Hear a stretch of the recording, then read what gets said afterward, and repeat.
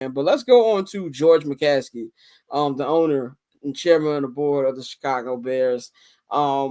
Bears fans, Bears media have been wanting George to step to the side and let the football guys do the football job. Of course, he has said himself, I'm not a football guy. And it feels like the last 2 years, even though he's been saying that, he's still been meddling, even to the point with telling HBO, I don't want swearing on our episodes of Hard Knocks.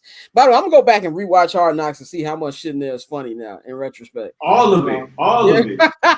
It's probably all of it. I'm going to go back and rewatch to see how funny it is now. But, it kind of feels like just off this signing now, still got to see how the rest of the offseason plays out. But from the press conference he had, that he is stepping back and letting Ryan and Kevin do their jobs. And Kevin tells him how much it's going to cost, and George writes the check. And I feel like he might hopefully, and Mike, you brought this up maybe like a week or two ago, he's taking a page out of the Lions owner, Sheila Ford Ham.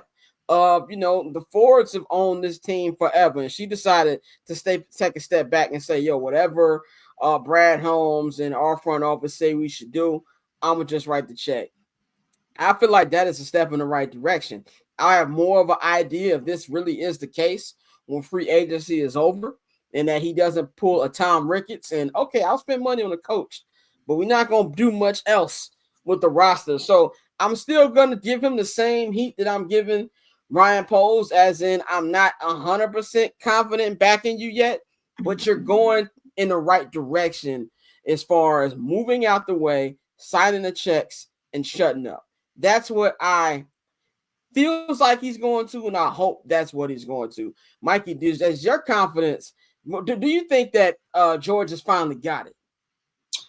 Yeah, I think it's clear that there's been a change in philosophy. And I attribute that, like I said, to Kevin Warren being here in place. Kevin Warren was not around for the last head coach search. He made it a point this week to also kind of mention that, to remind people, like, yeah, I wasn't around here for the last time that this shit went down. Like I can't take the blame for some of the way the processes were done before, but I can tell you how they will be, going forward.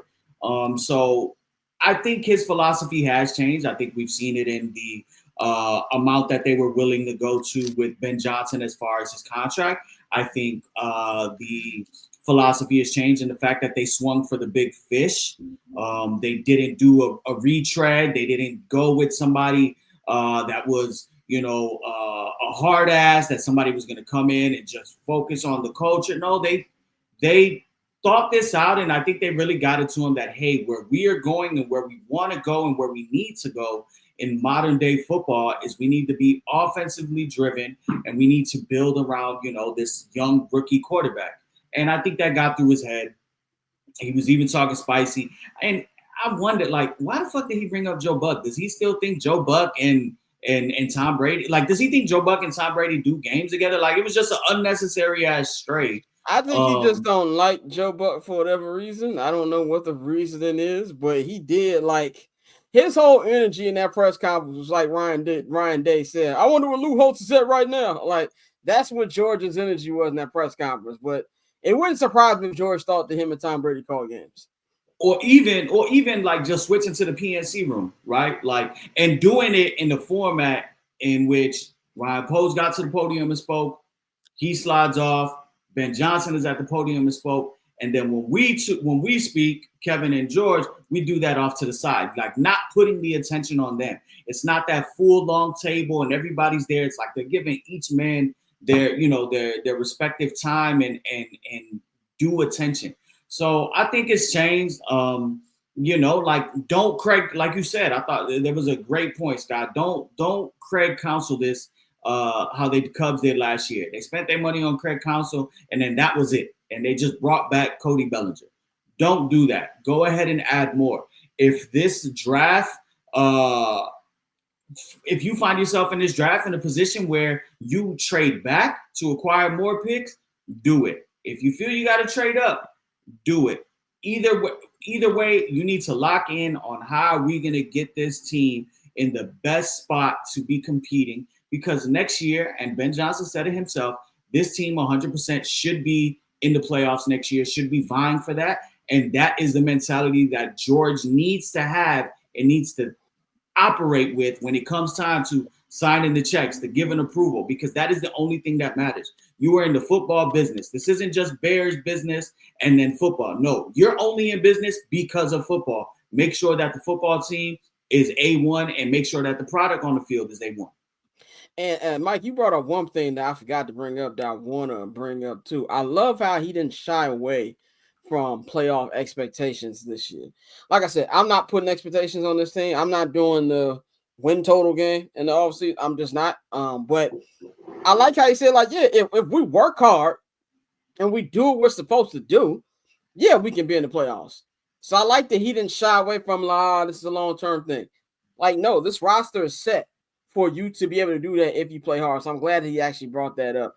Dante, what do you think about George? Do you think George has, learned his lesson or starting to learn his lesson? Man, George better sit his ass down and shut up. We are nowhere near victory lap season. Like, George, you finally spent some money. We happy for you. You finally let the people, like you said, the football people make the football moves. But no. It's way too soon, even sooner than what we was talking about with Ryan, to say George has learned his lesson. Because, we don't know what he's going to say about some of these personnel moves. We don't know if he's fully, removed himself from everything, because we thought coming in this season that was the case, and we found out that wasn't the case. We found out that real quick, especially with Hard Knocks. But I think I can't say that about him. And I think for George, he is one person who, I think he takes a lot of the blame, because obviously as chairman he should, but we don't know how much of this is, the other McCaskies in his ear, the other McCaskies telling him, hey, do this. Hey, we still have the Bear way, play defense, run the football. Like, we don't know what's being said behind closed doors in that aspect. So I'll shoot him some bail on that. But overall, nah, bro. You have too many L's on your record for me to sit here and be like, all right, George got it. He's figured it out. I think it's way too soon for that. Yeah, I definitely agree with that. I think that I hope he's getting it. I think that'll definitely be key. And you're right. It's a lot of McCaskies, my nigga. Like, I think it was like I think Mike, you said the gift of the Kane gift, where at the end of the Council of Canes. Yeah, the Council of Canes gift. That's like how many McCaskies there are. Like, it's like 80 of them, bro. Like, when you get the beginning of the year manual, you see all of them on there, and then the press conference, it was like 10 of them there. So you're right, Dante. I don't know what the family dynamic is like. I saw a tweet that said they're like, the family dynamic for the McCaskies is like Succession, but everybody's Greg. Like, that's you really don't know what it's like. So cool. Triple double hat trick, I know the code too. Ice trade, go for trade, yeah, we cold too. Getting paper on these player haters, old news, money on the other line, so I'm not gonna hold you. Money on the other line, so I'm not gonna hold you. Money on the other line, so I'm not gonna hold you. Money on the other line.